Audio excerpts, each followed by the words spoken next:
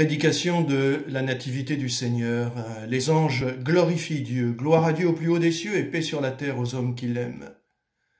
Peu à peu, les protagonistes de l'histoire terrestre de Jésus apprendront à ne plus seulement dire Dieu.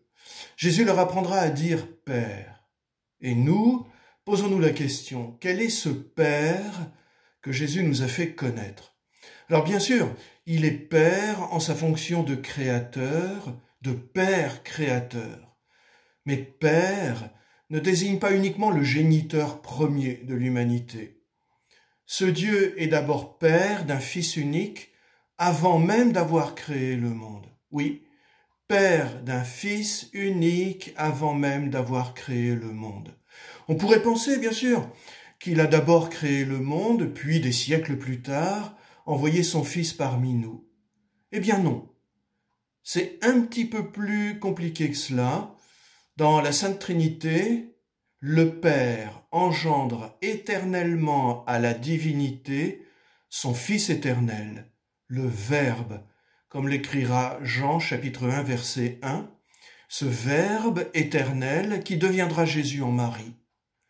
Dieu est Père, d'abord parce que dans l'éternité, il est Père de ce Fils unique, de ce Verbe éternel. Et de cette relation jaillira la création, puis la venue du Fils éternel en notre chair. C'est pourquoi dire à Dieu Père, voire Papa comme Jésus l'a dit, c'est son privilège à lui, Jésus-Christ. Alors bien sûr, je sais que nous ne sommes pas à la solennité de la Sainte Trinité. Tout ça semble bien loin de Noël et de nous aussi. Cela semble ne concerner que le Père, le Fils, l'Esprit Saint. Eh bien, pas du tout. Cela souligne ce que chacun de nous est aux yeux de Dieu. Incorporés au Christ par le baptême et l'Eucharistie, nous sommes devenus à son image à lui, le Christ, qui est devenu à notre image à nous. Et Dieu nous regarde comme il regarde son Fils éternel dans la Sainte Trinité, puis dans son incarnation.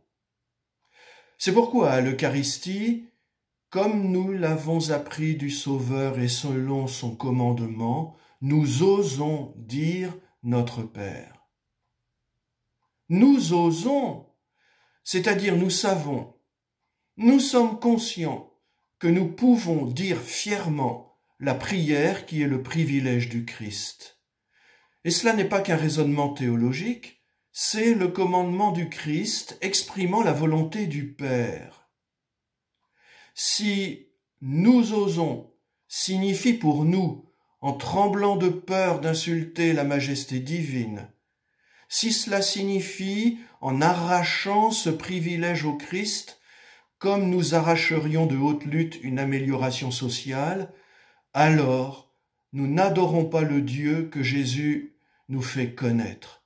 Alors, il est temps d'apprendre à dire Père d'une manière spécifiquement chrétienne. Amen.